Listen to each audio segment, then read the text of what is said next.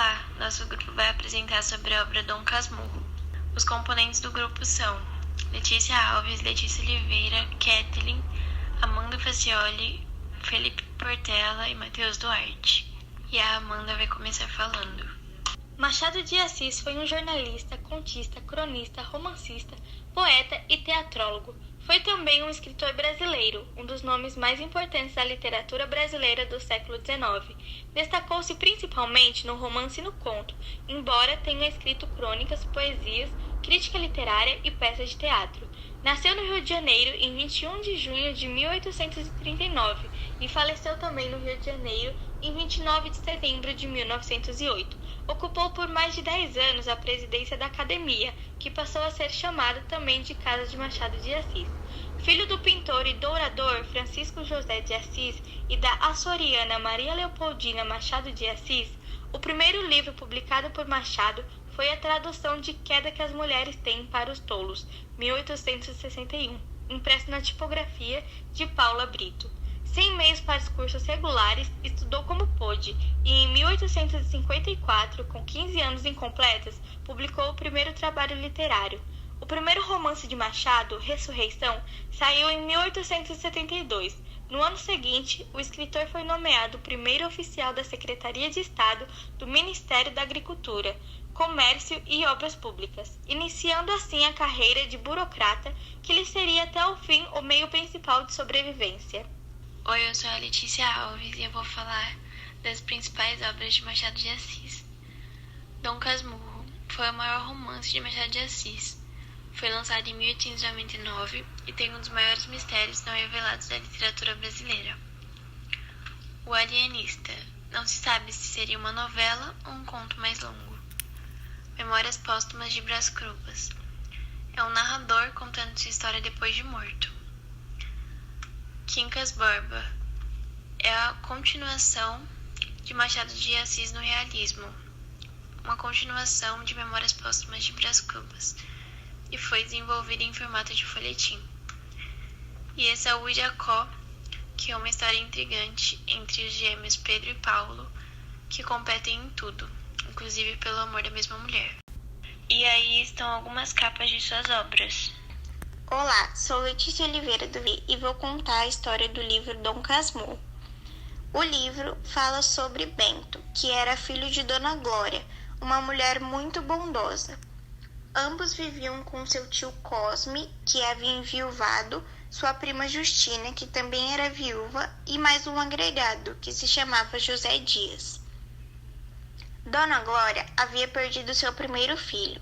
Ela então resolveu fazer uma promessa a Deus, que se ele lhe concedesse um filho vivo, esse iria para o seminário quando fosse o tempo, e se tornaria padre. Foi então que nasceu Bento. Quando ele tinha seus 15 anos, a mãe foi lembrada de que fizera a promessa e já era tempo de cumpri-la. Bento tinha uma amizade muito forte com Capitu. Eles eram amigos de infância e dessa grande amizade acabou nascendo um amor. Certo dia, ao visitar Capitu, Bento lhe penteou os cabelos e, ao terminar, acabaram se beijando. O romance deles ia crescendo e tomando forças. E a ida ao seminário trazia o medo da separação.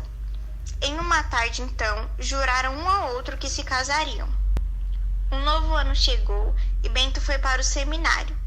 Lá fez um amigo chamado Escobar, o qual foi o único com quem cogitou contar a jura feita a Capitu, mas esta não lhe permitiu. Sempre aos sábados, ele retornava à sua casa, onde revia seus familiares e Capitu. Dona Glória, sua mãe, e Capitu se aproximavam, e isso alegrava Bento, que via a aprovação de sua mãe. Escobar, seu amigo, logo passou a frequentar a casa dele, e toda a família aprovou. Era agora amigo de Capitu também. Sendo assim, estando os dois no seminário, trocaram segredos. Bento lhe contou sobre seu juramento, e Escobar lhe contou que também não seria padre, pois amava o comércio. Em uma das visitas, Bentinho teve por Capitu um acesso de ciúmes, pois acreditava que ela o traía apenas por olhar a outro rapaz que passava na rua. Capitu lhe disse que por mais uma lhe rompia o juramento. Olá, meu nome é Felipe Portela e irei terminar a história. A essa altura, Dona Glória queria que Bento voltasse. Muitos planos para o abandono da promessa vieram. Por fim, ela tomou um órfão e foi encaminhada ao seminário. Bentinho, aos seus 22 anos, já era bacharel em Direito. Como tinha a aprovação da mãe, casou-se com Capitu e foram para a Tijuca. Escobar havia casado com Sancha, uma grande amiga de Capitu. Sendo assim, se alternava entre jantares na Tijuca e no Flamengo. Escobar logo foi pai de uma menina, mas a Bento não vinha a essa bênção, até que esse foi pai de um filho único, chamado Ezequiel. O tempo passava, o menino crescia e tinha mania de imitar os outros, mania que tentaram tirar, porém não conseguiram. Escobar morreu. Durante seu velório, Bentinho notou em Capitu um sentimento diferente, embora ela não tinha chorado. Já a viúva de Escobar partiu para o Paraná com a sua filha.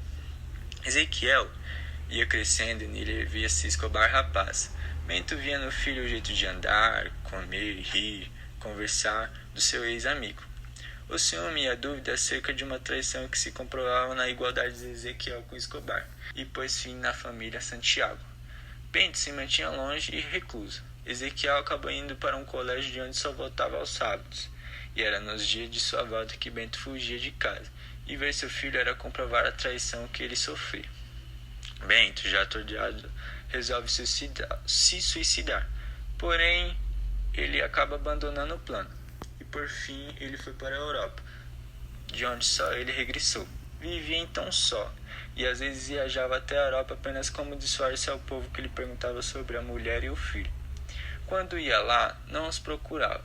Já as correspondências que trocava com Capitu eram breves e secas, porém já as dela não. Sua mãe, tio Cosme e José Dias todos se foram. Este último antes de ver o regresso de Ezequiel. Ele voltou e Capitu havia morrido. Estava enterrado nas terras da Suíça.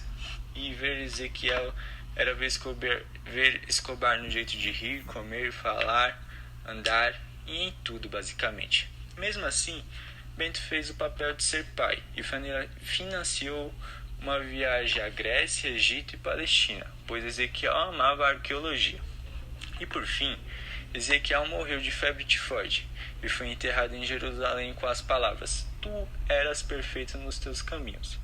Dom Casmurro apenas conclui que sua maior amiga e seu melhor amigo foram unidos pelo destino e o enganaram. E assim acaba a história. Olá, eu sou Matheus Duarte e irei falar sobre comprovações do realismo na obra de Dom Casmurro. Quando foi lançado, era visto como um relato inquestionável de uma situação de adultério, do ponto de vista do marido traído. Depois dos anos 1960, quando questões relativas aos direitos da mulher assumiram importância maior em todo o mundo, surgiram interpretações que indicavam outra possibilidade, a de que a narrativa pudesse ser expressão de um ciúme doentio, que segue o narrador e o faz conceber uma situação imaginária de traição. Nesse sentido, a questão central do livro não é o adultério, e sim, como Machado introduz na literatura brasileira, o problema das classes e, ainda, de forma inovadora, a questão da mulher. Dom Casmurro coloca no centro de sua temática a menina que não se deixa comandar e, em virtude disso, perturba a ordem vigente naquele ambiente social estreito e conservador. Olá, eu sou a Kathleen e eu vou falar as curiosidades sobre a obra Dom Casmurro. O nome do filho de Bentinho e Capitu era Ezequiel, primeiro nome de Escobar. O livro Dom Casmurro, ele teve uma adaptação para o cinema com o filme Dom, que foi dirigido por Moacir Góes. Essa obra, ela já teve uma versão para cegos. O livro, ele foi lançado em 1899, no ano em que Machado de Assis completou 60 anos. Dom Casmurro teve uma adaptação em uma minissérie na Globo, chamada Capitu. O livro Dom Casmurro foi o 7º romance do autor Machado de Assis. Agora eu vou falar sobre as curiosidades do autor Machado de Assis, A Origem Humilde. O avô de Machado de Assis foi um escravo em uma chácara no Morro do Livramento, no Rio de Janeiro, onde o escritor nasceu e foi batizado pela dona de casa, Maria José, e foi lá que ele aprendeu a ler. Os livros traduzidos. Machado de Assis foi responsável por uma das primeiras traduções do conto O Corvo, de Edgar, e também traduziu Os Trabalhadores do Mar, de Victor Hugo. Chefia na ABL, foi um dos fundadores da Academia Brasileira de Letras e ocupou a cadeira 23. Machado foi o primeiro presidente da instituição. Fama de bruxo. Foi apelidado pelos vizinhos de Bruxo do Cosme Velho, pois teria queimado cartas em um caldeirão em sua casa. O apelido só pegou quando o poeta Carlos Drummond fez um poema a um bruxo com amor, que reverencia o autor.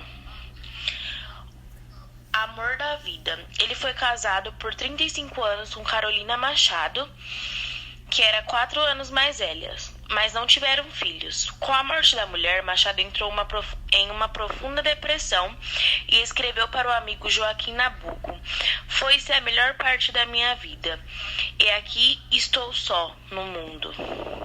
Luta. Era epilético e apresentava sinais de gagueira, o que contribui para a formação de sua personalidade insegura e reclusa. Além disso, Machado de Assis, por ser mulato, enfrentou muito preconceito para conseguir reconhecimento. E é isso.